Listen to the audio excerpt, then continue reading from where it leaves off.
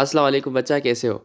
आज की इस वीडियो में लेक्चर नंबर 2 स्टार्ट कर रहे हैं। इसका नाम है chemical composition of a cell. Chemical composition of cell में बच्चा हम ये डिस्कस करेंगे कि जो सेल होता है ना, सेल का आपने कॉन्सेप्ट पढ़ा है, ठीक है, बचपन से सुनते आ रहे हो कि all living organisms are composed of cells and cell is the basic unit of life. यानी जो सेल है, हमारी बॉडी सेल से मिलके बनी है। मैंने आपको कल भी बताया था कि सेल्स मिलके टिश्यूज़ बनाते हैं, टिश्यूज़ ऑर्गन बनाते हैं, ऑर्गन्स मिलके ऑर्गन सिस्टम्स बनाते हैं और फिर हम लिविंग ऑर्गेनिज्म जन्म देते हैं।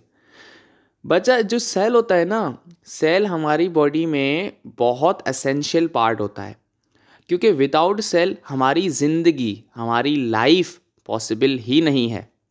हमारी बॉडी में जो प्रोसेस हो रहे हैं ना, जिनकी वजह से हम जिंदा माने जाते हैं, रेस्पायरेशन हो गई, ठीक है, हमारी सर्कुलेशन हो गई, ठीक है, जो हमारी खून की गर्दिश है उसको सर्कुलेशन बोला जाता है। ये जो जितने भी फंक्शंस हो रहे हैं ना बच्चा, ये सेल की वजह से ही हो रहे हैं।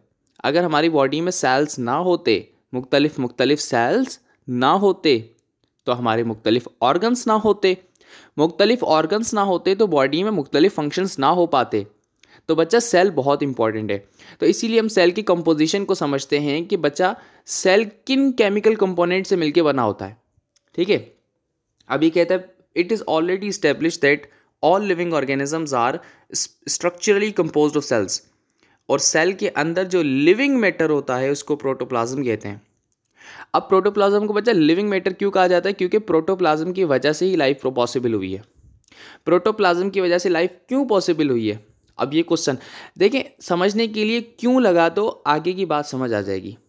अब ये तो आपने पढ़ लिया कि प्रोटोप्लाज्म लिविंग मैटर है, लेकिन आपने क्यों नहीं डाला तो आपको आगे बात समझ नहीं आएगी, कॉन्सेप्ट बिल्ड नहीं होगा। अब प्रोटोप्लाज्म लिविंग मैटर है क्यों? क्योंकि प्रोटोप्लाज्म में वाटर होता है, 70 to 90% वाटर होता है। 70 to 90% वाटर होता है, तो वो ये लिविंग कैसे हुआ? क्यों? क्योंकि लिविंग होने के लिए आपको एक्टिविटीज़ करनी होती हैं, ठीक है। एक्टिविटीज़ होती ही वाटर में, जो आपके रिएक्शंस होते हैं वो होते ही वाटर में। यानी आपका वाटर लाजमी है लाइफ को पॉसिबल बनाने के लिए। बॉडी में वाटर का होना, सेल के अंदर वाटर का होना लाजमी है। और उस वाटर को अकोमोडेट करने वाला जो फ्लूइड है, मतलब उसको कहते हैं प्रोटोप्लाज्म। इसीलिए प्रोटोप्लाज्म को बच्चा लिविंग मैटर कहा जाता है, ठीक है। अब आपको मैंने इस टॉपिक का नाम क्या था, आप उससे स्टिक रहा करें, उसके बाद समझा करें कि बात किस चीज़ की चल रही है। टॉपिक है chemical composition of a cell. Cell किन केमिकल से बना? पहली बात तो आपको पता चल गई, वाटर भी तो एक केमिकल है ना, वाटर भी तो एक केमिकल है। तो 70 to 90% वाटर आ गया chemically. Cell is 70 to 90% water and this is most important MCQ point, ठीक है। ये एमसीक्यू पॉइंट आ सकता है, ठीक है। जो एमसीक्यू पॉइंट्स होंगे मैं आपको बताता रहूँगा, आपको वो बातें जहन में बिठानी है, ठीक है। तभी हम लाइन बाय लाइन पढ़ रहे हैं, क्योंकि लाइन बाय लाइन हम पढ़ेंगे तो हमें ऐसे एमसीक्यूज पॉइंट मिलेंगे। और एमसीक्यू सारे बुक से ही बनते हैं ना, बुक की लाइन से बनते हैं इस लेवल पे, ठीक है। अब ये कहते हैं कि ना, इस लाइन में कहता है कि प्रोटोप्लाज्म की एक्चुअल कंपोजिशन अभी तक हमें मालूम नहीं हुई। The actual chemical composition protoplasm still not known perfectly. क्यों? रिसर्चेस जारी हैं। आपको पता है 19वीं सेंचुरी में भी बहुत सारी ऑर्गेनीली क्या होती है? सेल के अंदर पाई जाने वाली फंक्शनल यूनिट जो काम करती है डिफरेंट, जैसे माइटोकॉन्ड्रिया वगैरह। तो बोल रहा है कि ना, अभी तक केमिकल कंपोजिशन प्रोटोप्लाज्म की नॉन परफेक्ट, मतलब परफेक्टली पता नहीं चल रही।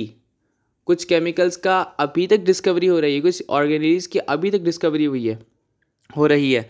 तो आपको समझना पड़ेगा कि प्रोटोप्लाज्म की अभी प्रोटोप्लाज्म की केमिकली कंपोजिशन परफेक्टली नॉन नहीं है, बट फिर भी इतनी नॉन है कि हम लाइफ को समझ सकते हैं कि केमिकली प्रोटोप्लाज्म में कैसी कैसी चीज़ें हो रही हैं जिसकी वजह से हमारी लाइफ मुमकिन हो रही है, ठीक है।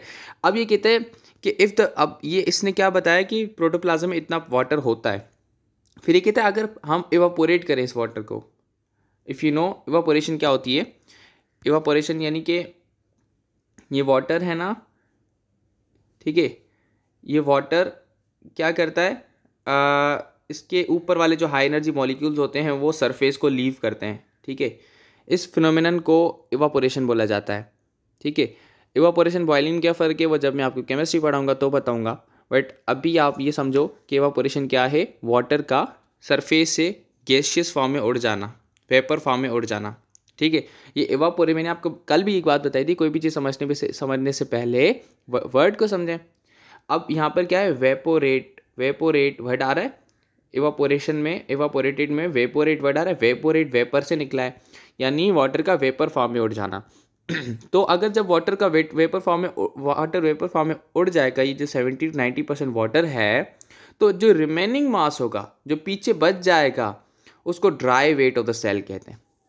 Dry weight of the cell, बहुत इंपॉर्टेंट पॉइंट है ये, ठीक है। ये एमसीक्यू में पूछा जाता है। उसके बाद बच्चा, अब देखो आपके सेल में ना 70 to 90% वाटर था, उसको आपने उड़ा दिया, तो बाकी जो रिमेनिंग चीज़ बची उसको हमने बोला dry weight of the cell. और ड्राई वेट में कार्बन से बने बड़े बड़े चेन वाले मॉलिक्यूल्स मिले, कार्बन से बने, ध्यान से सुनिए ये डेफिनेशन है, कार्बन से बने बड़े बड़े चेन वाले मॉलिक्यूल्स मिले, जिनको बायोमॉलिक्यूल्स बोला गया। अब आपको शायद ये बात पता हो कि जो चीज़ बड़ी होती है उसको पॉली बोला जाता है, और जो चीज़ छोटी हो उसको मोनो बोला जाता है। अब ये कहते हैं कि carbon containing long chain molecules, long chain molecules का मतलब बच्चा पॉलीमर, ठीक है, पॉलीमर। अब मैं आपको मर का मतलब बताता हूँ, देखिए टर्म को समझें, आपकी ज़िंदगी आसान होती जाएगी भाइयों में। ये कहता है लॉन्ग चेन मॉलिक्यूल्स, तो लॉन्ग चेन मॉलिक्यूल्स मैं आपको बताता हूँ, पॉलीमर, ठीक है। अगर इसके बरक्स स्मॉलर चेन मॉलिक्यूल्स लिखता तो मैं कहता बच्चा मोनोमर, मोनोमर। अब मेरी बात समझना, ठीक है। पॉली का मतलब क्या होता है, मेनी, पॉली का मतलब क्या होता है बच्चा, मेनी होता है, मतलब ज़्यादा। और मर का मतलब क्या होता है बच्चा, मर का दो मतलब होते हैं, या तो आप यूनिट बोलो या तो आप मॉलिक्यूल बोलो। मैं मॉलिक्यूल बोल देता हूँ आसानी के लिए, ठीक है। ज़्यादा मॉलिक्यूल से बना उसको, जो ज़्यादा मॉलिक्यूल से बना उसको पॉलीमर बोल दिया, और जो मोनो यानी सिंगल, मर यानी मॉलिक्यूल, जो सिंगल मॉलिक्यूल से बनेगा उसको मोनोमर बोलूँगा। समझ रहे हो बात को? अब आपके कॉन्सेप्ट क्लियर होंगे। अब इसने ना बायोमॉलिक्यूल के बारे में कुछ ऐसा बोला है, इसने बायोमॉलिक्यूल के बारे में बच्चा क्या बोला है, इसने बायोमॉलिक्यूल के बारे में ये बोला कि बायोमॉलिक्यूल बहुत सारे कार्बन से एक लॉन्ग चेन से बना है, यानी biomolecule is basically polymer. You are right and you are thinking absolutely right, you are thinking absolutely right कि बायोमॉलिक्यूल ही पॉलीमर है, बायोमॉलिक्यूल पॉलीमर है। अब आगे नीचे जब हम डिस्कस करेंगे ना, नीचे हम ऊपर पॉलीमर नहीं लिखेंगे, ऊपर हम लिखेंगे बायोमॉलिक्यूल्स और उनके मोनोमर्स को डिस्कस करेंगे। यानी बायोमॉलिक्यूल बड़े बड़े मॉलिक्यूल्स हैं, उनके छोटे छोटे, जिन छोटे छोटे मॉलिक्यूल से वो बना है उसको कहते हैं मोनोमर्स, और मोनोमर्स को डिस्कस करेंगे। और आपको पता है दो छोटे मॉलिक्यूल्स को मिलाने वाली जो चीज़ होती है वो बॉन्ड होता है केमिस्ट्री में, ठीक है। लेकिन यहाँ पर बायोमॉलिक्यूल्स को जब मिलाते हैं तो हम लिंकेज, स्पेशल वर्ड यूज़ करते हैं, लिंकेज, लिंकेज यानी लिंक करने वाला। नीचे डिस्कस करेंगे, कंफ्यूज नहीं होना, ठीक है। अच्छा, यहाँ पर आपने एक चीज़ बड़ी अच्छी नोट की होगी, कहता है कार्बन कंटेनिंग, जो चीज़ कार्बन कंटेनिंग हो वो ऑर्गेनिक होती है, और जो चीज़ कार्बन कंटेनिंग हो वो भी ऑर्गेनिक वो भी मतलब कह सकते हैं कि इनऑर्गेनिक हो सकती है। ये जो ऑर्गेनिक और इनऑर्गेनिक का कॉन्सेप्ट है ये आपको केमिस्ट्री में समझ आएगा, लेकिन अभी आपको माइंड में क्या रखना है कि जो चीज़ एसेंशियली कार्बन से बनी होती है ना, और हाइड्रोजन भी होता है उसमें, उसको ऑर्गेनिक बोला जाता है, ठीक है। अभी आपको मैं डीपली ये कॉन्सेप्ट नहीं समझा सकता because of the shortage of time, ठीक है। तो इसका मतलब आपको ये भी क्वेश्चन आ सकता है एमसीक्यू में कि जो बायोमॉलिक्यूल्स हैं they are essentially organic in nature. Organic यानी हमारी बॉडी में सिंथेसाइज होते हैं, ऑर्गेनिक से ये मुराद होती है, और दूसरा ये कार्बन से बने होते हैं, ठीक है। So the compounds produced by living organisms, जैसे यहाँ पर ये इसने बात लिखी, biomolecules which are types of organic molecules, जैसे कि मेरे ऊपर बात की गई, ये एमसीक्यू बन सकता है।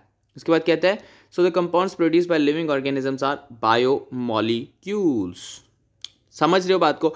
अब बच्चा इस पैराग्राफ को क्लियर कर लिया मैंने आपको। अब आप थोड़ा सा रिकॉल करेंगे, आपको कितना याद हुआ। अगर आपको याद नहीं हो रहा तो आप इस वीडियो को फिर से देख सकते हैं, या तो आप साथ साथ क्या करें, बुक रीडिंग भी करें, मेरे लेक्चर के बाद बुक रीडिंग भी करें। ठीक है बच्चा। अब आपको पता है कि ना जो बायोमोलिक्यूल्स है, बड़े बड़े मॉलिक्यूल्स हैं, इनको बनाने के लिए मोनोमर्स चाहिए होते हैं, और मोनोमर्स में भी कुछ एलिमेंट्स तो होंगे ना। अब ये मेनली एक बात करता है कि जो बायोमोलिक्यूल्स है ना, उनमें कौन से एलिमेंट्स पाए जाते हैं छोटे लेवल पर, तो वो कौन से हैं, जैसे कार्बन, हाइड्रोजन, इन दोनों का तो लाजमी होना बनता था। क्यों बच्चा? मैंने ऊपर एक बात करी कि ये ऑर्गेनिक मॉलिक्यूल्स हैं, ऑर्गेनिक में कार्बन हाइड्रोजन तो होगा ही होगा। उसके बाद ऑक्सीजन है, नाइट्रोजन है, फॉस्फोरस है, सल्फर है। बच्चा कोई भी चीज़ पढ़ तो लेता है लेकिन उसको याद नहीं कर पाता। याद करने के लिए बायोलॉजी में आपको न्यूमोनिक्स यूज़ करने पड़ेंगे। इसका न्यूमोनिक्स अगर हम आपको बता दूं, ठीक है, तो वो है चॉम्स। ठीक है, अब ये आपको कैसे याद होगा? आप कहीं पे लिख दो, आप कहीं पे एक बुक बना लो न्यूमोनिक की, उस पर लिखते रहो, इससे आपको चीज़ें याद होंगी। ठीक है, चॉम्स। तो बच्चा ये चॉम्स न्यूमोनिक है। ठीक है, अब ये चॉम्स क्या है? Carbon, hydrogen, oxygen, nitrogen, carbon, hydrogen, oxygen, nitrogen, phosphorus, sulphur. इससे आपको एलिमेंट्स याद हो जाएंगे। ठीक है, ऐसे अगर आप याद करोगे ना वर्बली, कार्बन, हाइड्रोजन, ऑक्सीजन, क्योंकि ये रट्टे वाली चीज़ है। ठीक है, ऐसे वर्बली याद करोगे तो मुश्किल भी हो जाएगा, ये हार्डवर्क में चीज़ आ जाएगी। न्यूमोनिक्स से आपको चीज़ आसान बन जाएगी आपके लिए। ठीक बच्चा। अब यहाँ पर आपको समझना होगा बायोमोलिक्यूल्स को। अब ये जो एलिमेंट्स ऊपर डिस्कस किए गए, ये एलिमेंट्स 98% आपके बायोमोलिक्यूल्स बनाते हैं, 98% बायोमोलिक्यूल्स बनाते हैं। ठीक है, अब fundamental types of biomolecules. Fundamental types of biomolecules यानी जो मेन बायोमोलिक्यूल्स हमारी बॉडी में पाए जाते हैं, ये उनको डिस्कस करता है। ठीक है, उनको डिस्कस करता है। अब यहाँ पर हमारे पास कितने बायोमोलिक्यूल्स पाए जाते हैं बच्चा? 5। ठीक है, 5 तरह के, 5 टाइप्स के बायोमोलिक्यूल्स पाए जाते हैं। कार्बोहाइड्रेट्स आ जाते हैं, जैसे शुगर्स, समझ रहे हो? प्रोटीन्स आ जाते हैं। ठीक है, लाइपिड्स आ जाते हैं, न्यूक्लिक एसिड आ जाते हैं, जैसे डीएनए और आरएनए। कॉन्जुगेटेड मॉलिक्यूल्स आ जाते हैं। यानी कॉन्जुगेट मॉलिक्यूल क्या होता है कि दो डिफरेंट क्लासेस से मिल के बनने वाला बायोमोलिक्यूल। जैसे कार्बोहाइड्रेट, लिपिड मिल गया, जैसे प्रोटीन, न्यूक्लिक एसिड मिल गया।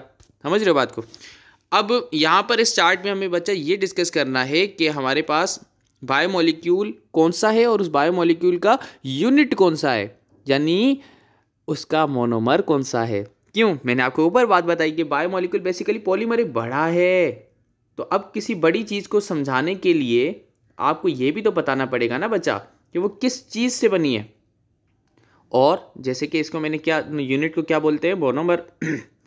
और बच्चा आपको ये भी तो बताना पड़ेगा ना कि वो मोनोमर आपस में चिपके कैसे हुए हैं ना, आपस में उनकी बॉन्डिंग कौन सी है, तो उसको कहते हैं लिंकेज। अब बच्चा आपको एक चीज़ समझनी है कि जो कार्बोहाइड्रेट हैं, ठीक है, कार्बोहाइड्रेट्स हैं, कार्बोहाइड्रेट्स के अंदर आ जाते हैं ओलिगो और पॉलीसेकेराइड। ठीक है, ओलिगोसेकेराइड थोड़ी मतलब छोटी चेन होती है, फ्यू से बनी होती है। पॉलीसेकेराइड बहुत ही बड़ी चेन होती है। यूनिट्स में मोनोसेकेराइड्स आ जाते हैं। ठीक है, अब देखो मोनो वर्ड आ गया। ठीक है, इसको आप कार्बोहाइड्रेट को सेकेराइड भी कह सकते हो, सेकेराइड, और इसको मोनोसेकेराइड, यानी एक सेकेराइड। ठीक है, अब बहुत सारे मोनोसेकेराइड को मिलाना है तो आपका बनेगा पॉलीसेकेराइड। तो उनको मिलाने का काम करती है glycosidic linkage. Do not go in deep, इस टॉपिक में ग्लाइकोसाइडिक लिंकेज को डिस्कस नहीं करना, बस याद करना है, समझना है कि दो जो पॉलीसेकेराइड है, पॉलीसेकेराइड या कार्बोहाइड्रेट है, वो एक पॉलीमर है। वो बनता है छोटे छोटे मोनोमर्स से या यूनिट से। उन छोटे छोटे मोनोमर्स या यूनिट्स को मोनोसेकेराइड्स बोला जाता है बच्चा। और मोनोसेकेराइड्स के दरमियान में जो बॉन्डिंग है, जो लिंकेज है, उसको ग्लाइकोसिडिक लिंकेज बोलते हैं। ठीक है, उसके बाद प्रोटीन्स हैं। आप बहुत बार ये नाम सुनते हैं प्रोटीन्स। आपके फूड में होता है, आपके राइस में होता है, आपकी दाल में होता है। ठीक है, अगर आपकी बॉडी में देखें तो कहाँ होता है? आपके हेयर्स में होता है। ठीक है, आपकी नेल्स में होता है। ठीक है, तो अब बच्चा ये प्रोटीन भी एक पॉलीमर है ना, जैसे बायोमोलिक्यूल पॉलीमर ही तो है, बड़ा है ना। अब ये जिन यूनिट से बना है वो अमीनो एसिड्स। अमीनो एसिड किस तरह जुड़े कि एक बड़ा मॉलिक्यूल या प्रोटीन बन गया, तो वो पेप्टाइड लिंकेज के जरिए जुड़े। बच्चा उसके बाद आती है लिपिड्स। अब लिपिड्स में ना ये क्या है, ये यहाँ पर इन्होंने क्या लिखा है, ये है लिपिड्स के टाइप्स। ठीक है, अब उसके बाद पहली जो है फैट्स एंड ऑयल्स है, फिर फॉस्फोलिपिड्स है, टर्पिनॉइड्स। आपको फॉस्फोलिपिड्स आपने सुना होगा, आपके सेल मेम्ब्रेन में पाया जाता है। ठीक है, सेल मेम्ब्रेन में पाए जाते हैं फॉस्फोलिपिड्स। फैट्स और ऑयल्स कहाँ पाए जाते हैं, फैट्स और ऑयल्स जो है वो आपके सेल में पाए जाते हैं। ठीक है, ये प्लांट्स में भी पाए जाते हैं।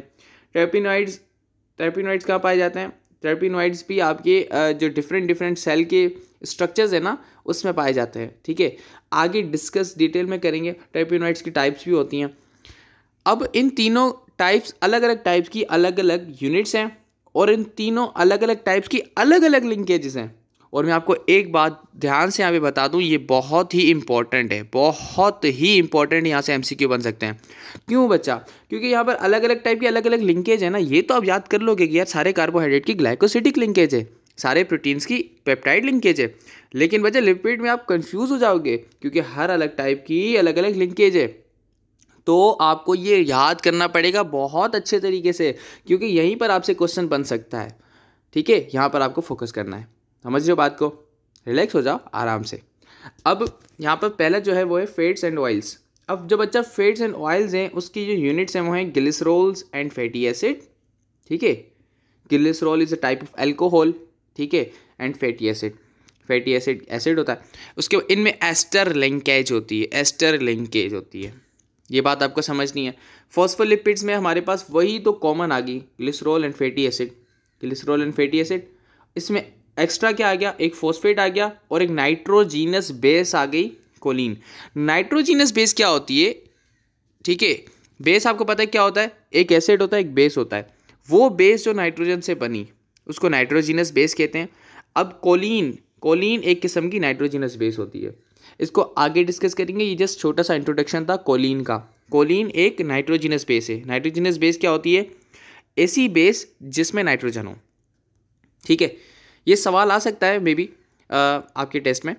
फिर ये कहता है ester and carbon carbon linkages होती हैं। इसमें एक लिंकेज एक्स्ट्रा आगे, कार्बन कार्बन लिंकेज। वैसे एस्टर तो ऊपर भी थी। ठीक है, कॉमन लिंकेज याद रखनी है। उसके बाद टर्पिनॉइड्स हैं। टर्पिनॉइड्स में आइसोप्रीनोइड यूनिट्स होते हैं। आइसोप्रीनोइड यूनिट जो होता है वो ऐसे होता है C5H8। बच्चा ये एमसीक्यू बहुत बार आए, नीचे शायद आए, बट मैंने आपको अभी बता दिया ताकि अगर 2-3 बार आप सुनोगे तो आपको याद हो जाएगा। इसलिए मैं ये यहीं पर बता रहा हूँ कि आइसोप्रीनोइड यूनिट का फॉर्मूला होता है बच्चा C5H8, C5H8, ये आइसोप्रीनोइड यूनिट। अब यहाँ पर आप ब्रैकेट लगा के N लगा देते हो। अब क्यों N लगाते हो, क्योंकि ये बड़ा भी तो हो सकता है ना। ये तो एक था, फिर ये अगर आइसोप्रीनोइड यूनिट बहुत सारे, तो इस तरह से समझ जाओ। आइसोप्रीनोइड यूनिट से टर्पिनोइड बना होता है। ठीक है, अगर आपको ये लिंक यूनिट याद करना है ना तो आपको एक तरीका बताता हूँ।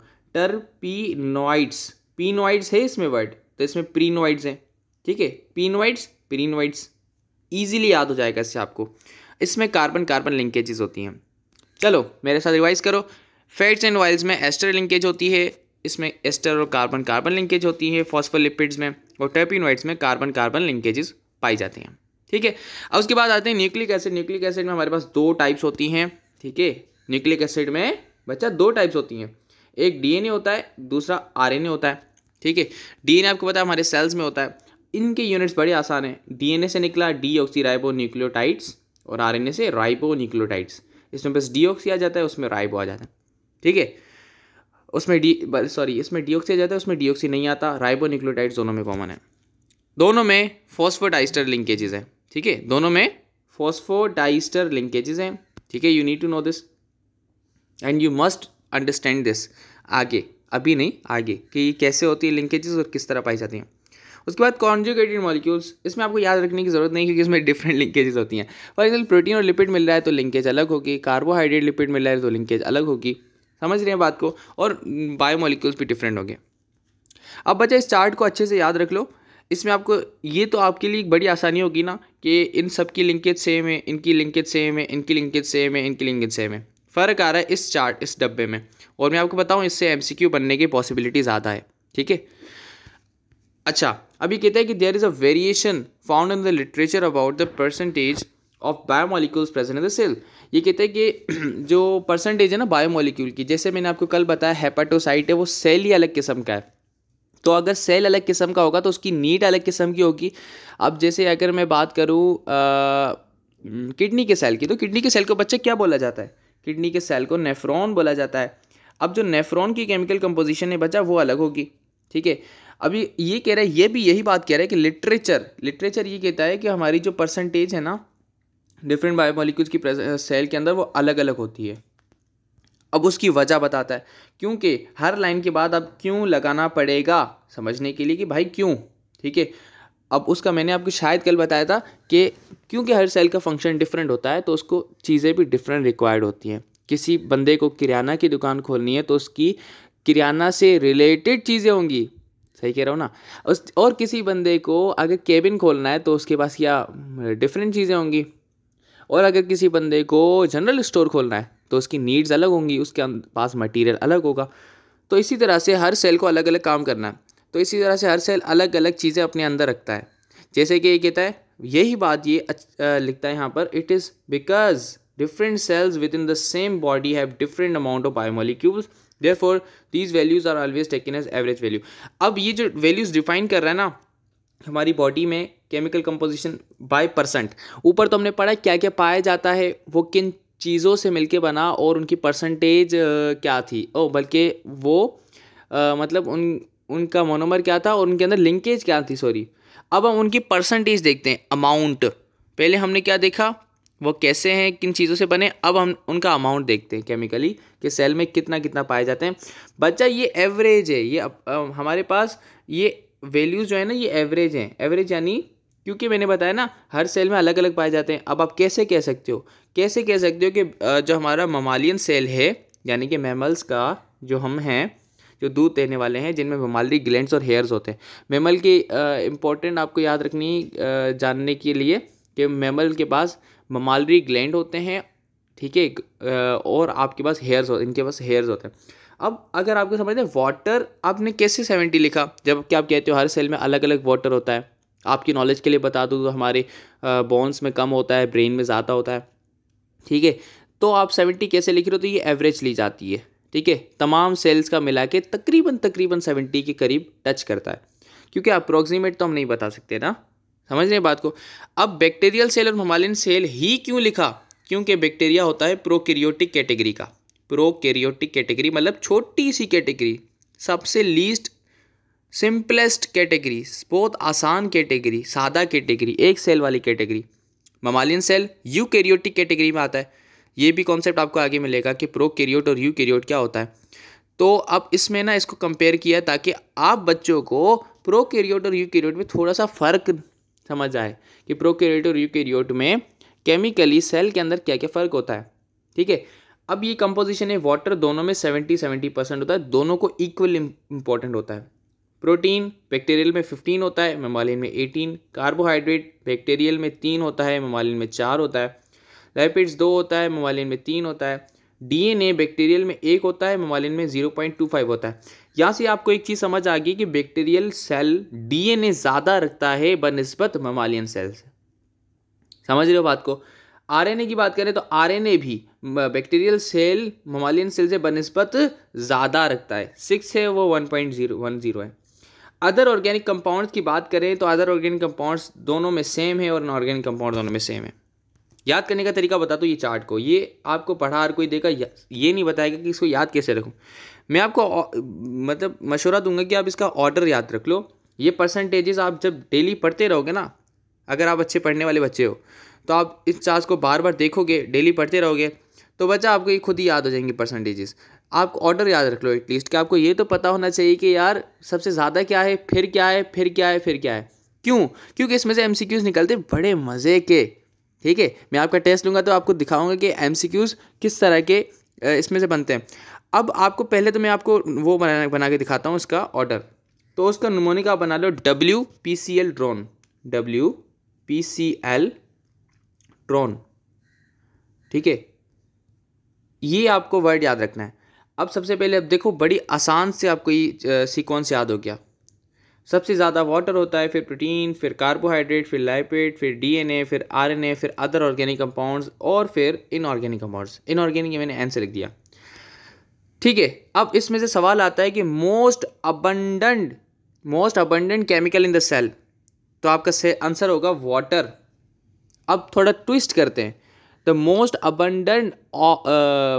Abundant organic chemical component of the cell. अब ऑर्गेनिक वर्ड आ गया, वाटर तो ऑर्गेनिक नहीं है ना बच्चा, वाटर में तो H2O है, ऑर्गेनिक के लिए कार्बन हाइड्रोजन होते हैं ना। तो बच्चा मोस्ट अबंडेंट ऑर्गेनिक की बात करें तो आपका आंसर क्या होगा, प्रोटीन होगा, ठीक है। Second most abundant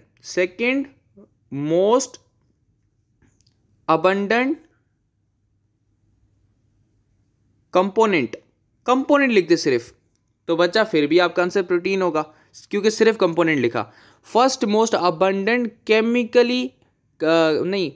organic component, first most abundant organic component तो प्रोटीन होगा, ठीक है।